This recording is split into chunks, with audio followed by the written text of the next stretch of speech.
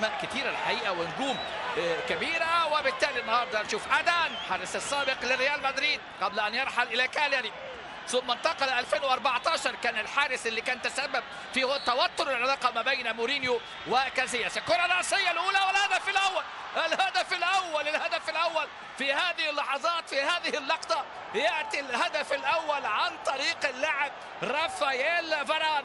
كره ملعوبه، ادي امامنا فاران سجل في مرمى فريق بروسيا دورتموند امامنا هذا الموسم، والهدف الاول للريال بعد بدايه قويه جدا في الكره الثابته من جانب توني كروس، والهدف الاول ياتي بعد مرور 4 دقائق عن طريق النجم الفرنسي امامنا. شوف امامنا الاعاده والرقابه والراسيه، وكان في انتظارها رونالدو، لكن امامنا هو فاران يسبق في هذه الكره ويسبق في لعب الكره بالراس ليكون الهدف الاول للنادي الملكي بعد مرور 4 دقائق. فاردن بهدف، جاريث بيل، كارفاخال الجنب اليمين للنادي الملكي، كارفاخال لعبها في العمق لكن توقع وعطى على طول اللاعب بيتزيلا وسط ملعب، اتحرك كويس قوي، بدا يتحرك خواكين اهو، بدا ينزل وسط ملعب يحاول يجيب الكره لكن مقطوعه في منطقه خطره جدا. توني كروز و3 على 2، يا ولد يا ولد يا ولد يا بنزيما، يا ولد يا بنزيما. لكن بص شوف توني كروز عمل اسيست اول لفاران بضربه راسيه،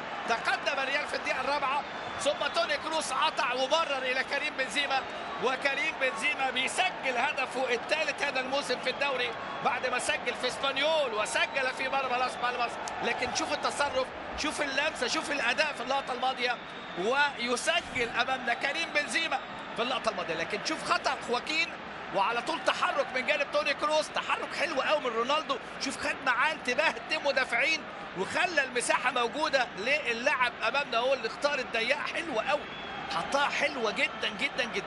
شوف هنا على القدم الثابته لحارس المرمى، حارس المرمى انطونيو ادان قليل الحيله امام ذكاء كريم بنزيما وامام تمرير توني كروس حقيقه اللي النهارده صنع هدفي اللقاء.